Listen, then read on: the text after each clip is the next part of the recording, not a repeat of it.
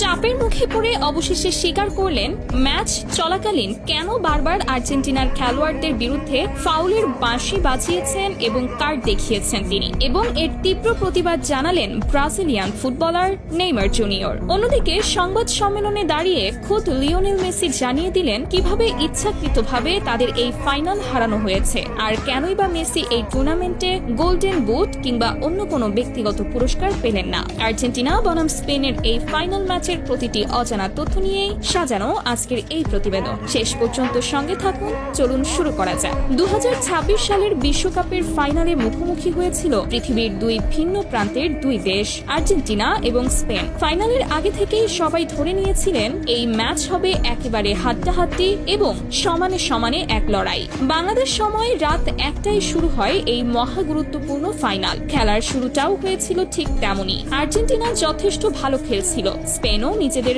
সাধ্যমতো ভালো ফুটবল উপহার দিচ্ছিল, কিন্তু খেলার বয়স যখন 10 মিনিট পার হলো তখন থেকেই শুরু হলো এক রহস্যময় পরিবর্তন। আর্জেন্টিনা যেন হঠাৎ করেই নিজেদের স্বাভাবিক খেলার ছন্দ ভুলে গেল। একের পর এক ভুল পাস, উদ্দেশ্যহীন শট, বল কাকে দিচ্ছে কেন দিচ্ছে যেন কিছুই তারা বুঝে উঠতে পারছিল না মাঠে। অন্যদিকে স্পেনের খেলায় ছিল এক অন্যরকম সৌন্দর্য। একের পর এক দীর্ঘ পাস, বল যেন প্রায় সারাক্ষণই থাকছিল তাদের পায়ে। আর্জেন্টিনার ডি বক্স লক্ষ্য করে একের পর এক আক্রমণাত্মক আক্রমণ চালিয়ে যাচ্ছিল স্পেন। অন্যদিকে আর্জেন্টিনার গোলরক্ষক, যাকে সবাই ডাকেন বাজ পাখি নামে, সেই এমিলিয়ানো মার্টিনেজ একের পর এক আক্রমণ ঠেকিয়ে দলকে ম্যাচে টিকিয়ে রাখছিলেন। তবু আর্জেন্টিনা তাদের নিজেদের স্বাভাবিক খেলা দেখাতে ব্যর্থ হচ্ছিল বারবার। এভাবেই খেলার 45 মিনিট পার হয়ে যায়। তখনও স্কোর লাইনে ছিল আর্জেন্টিনা 0, স্পেন 0। সবাই হয়তো ভেবেছিলেন বিরতির পর হয়তো ঘুরে দাঁড়াবে আর্জেন্টিনা, কিন্তু বাস্তবে হলো ঠিক তার উল্টো। বিরতির পর তারা যেন আরো এলোমেলো এবং দিশাহীন ফুটবল খেলতে শুরু করলো। আর্জেন্টিনার মতো একটি বিশ্বকাপ জয়ী দলের কাছ থেকে এমন হতাশাজনক পারফরমেন্স কেউই প্রত্যাশা করেননি। দলের প্রধান কোচ লিওনেল স্কালোনি একের পর এক খেলোয়াড় পরিবর্তন করে পরিস্থিতি সামাল দেওয়ার চেষ্টা করছিলেন, কিন্তু কোনো খেলোয়াড়ই যেন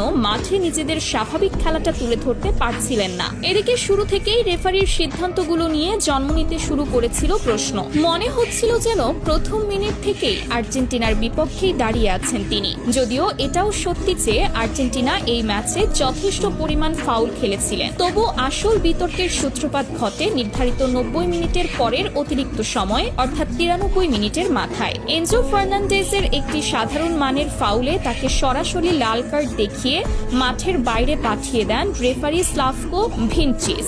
লাল কার্ডের সিদ্ধান্তের সঙ্গে সঙ্গেই মাঠে থাকা লিওনেল মেসি সহ বাকি খেলোয়াড় এবং মাঠের বাইরে থাকা কোচ লিওনেল স্কালোনি তীব্র প্রতিবাদ জানান। তারা দাবি করেন VAR প্রযুক্তির মাধ্যমে সিদ্ধান্তটি আরেকবার পর্যালোচনা করা হোক, কিন্তু রেফারি সেই দাবিতে কর্ণপাত করেননি।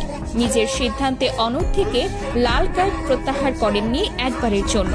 এই মুহূর্ত থেকেই আর্জেন্টিনার খেলা আরো তলানিতে গিয়ে ঠেকে। স্পেনের মতো এত সুসংগঠিত এবং গোছানো একটি দলের বিপক্ষে মাঠে একটি খেলোয়াড় কম নিয়ে খেলাটা আর্জেন্টিনাকে ভেতর থেকে কুড়ে কুড়ে খেতে শুরু করে। ঠিক এই সুযোগেই স্পেনের ফরওয়ার্ড ফেরান তোরেস গার্সিয়ার একটি গোলে এগিয়ে যায় স্পেন। স্কোর লাইন তখন দাঁড়ায় 1-0।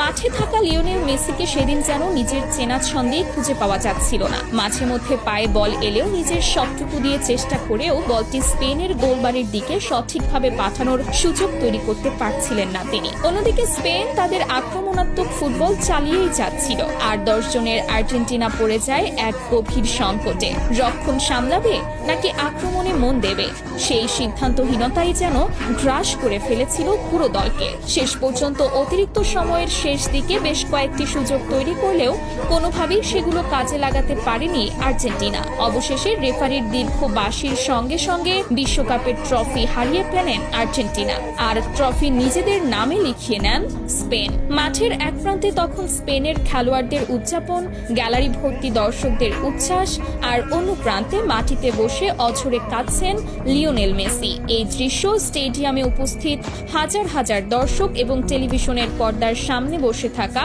বিশ্বজুড়ে কোটি কোটি আর্জেন্টাইন সমর্থকের চোখ অশ্রুসিক্ত করে তোলে। আর্জেন্টাইন খেলোয়াড়রাও তখন নিজেদের কান্না সামলাতে পারছিলেন না। নিজেদের সবটুকু উজাড় করে দিয়েও তারা যেন লিওনেল মেসির শেষ ইচ্ছেটুকু পূরণ করতে পারলেন না। ম্যাচ শেষ হতে না হতেই শুরু হয়ে যায় ব্যাপক বিতর্ক। রেফারির এমন সিদ্ধান্ত কোনোভাবেই মেনে নিতে পারছিলেন না খোদ লিওনেল মেসি নিজেই। সংবাদ সম্মেলনে তিনি স্পষ্ট ভাষায় জানান, স্পেন তাদের সেরাটাই দিয়ে খেলেছে এবং তারা এই শিরোপার যোগ্য দাবিদার। কিন্তু রেফারির এমন একতরফা সিদ্ধান্ত কখনোই মেনে নেওয়া যায় না। মেসি আরও বলেন, ফাইনালের মতো এত গুরুত্বপূর্ণ একটি ম্যাচে লাল কার্ডের মতো এমন কড়া সিদ্ধান্ত নেওয়ার আগে বিষয়টি আরও গভীরভাবে পর্যালোচনা করা উচিত ছিল। এদিকে ফুটবল বিশ্লেষকরা আরও একটি বিতর্কিত দিক নিয়ে আলোচনা শুরু করছেন। তারা বলছেন, পুরো টুর্নামেন্ট জুড়ে সর্বোচ্চ 8টি গোল করা লিওনেল মেসিরই প্রাপ্য ছিল গোল্ডেন বুট পুরস্কার। অথচ ফাইনালের আগ পর্যন্ত এই টুর্নামেন্টে মেসি ছিলেন সর্বোচ্চ গোলদাতা। কিন্তু এর ঠিক পেছনেই লুকিয়ে আছে এক বড় ধরনের রাজনীতির গন্ধ। বিশ্বকাপের ঠিক আগের দিন অনুষ্ঠিত ব্রোঞ্জ পদক নির্ধারণী ম্যাচে মুখোমুখি হয়েছিল ফ্রান্স এবং ইংল্যান্ড। সেই ম্যাচে ফ্রান্স করে 6টি গোল আর ইংল্যান্ড করে 4টি গোল। অথচ পুরো টুর্নামেন্টে ফ্রান্স যেখানে ফাইনালে স্পেনের বিপক্ষে একটি গোলও করতে পারেনি আর ইংল্যান্ড আর্জেন্টিনার কাছে 2-1 গোলে হেরে বিদায় নিয়েছিল, সেখানে হঠাৎ এই ব্রোঞ্জ পদকের ম্যাচে এত বিপুল সংখ্যক গোল হওয়াটা বিশ্লেষকদের কাছে বেশ সন্দেহজনক মনে হচ্ছে। অনেকেই মনে করছেন এই ম্যাচটি মূলত সাজানো হয়েছিল মেসির গোল্ডেন বুট বাতিল করার উদ্দেশ্যে।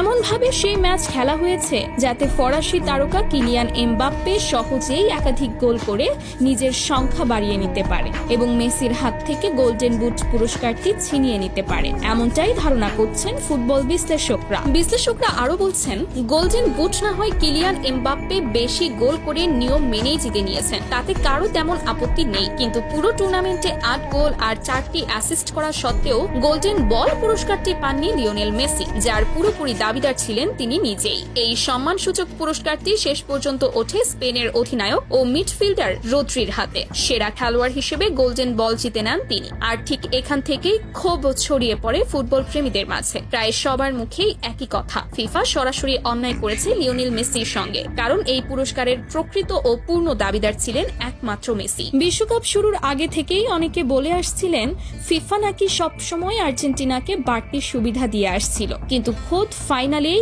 এভাবে আর্জেন্টিনার বিরুদ্ধে এমন এক সুপরিকল্পিত ষড়যন্ত্রের অভিযোগ ওঠাটা যেন সম্পূর্ণ ভিন্ন এক বাস্তবতা তুলে ধরে। এটা ঠিক যে আর্জেন্টিনা নিজেদের সামর্থ্য অনুযায়ী খেলতে পারেনি, রীতিমতো হতাশাজনক ফুটবল উপহার দিয়েছে সেটি, কিন্তু রেফারির এমন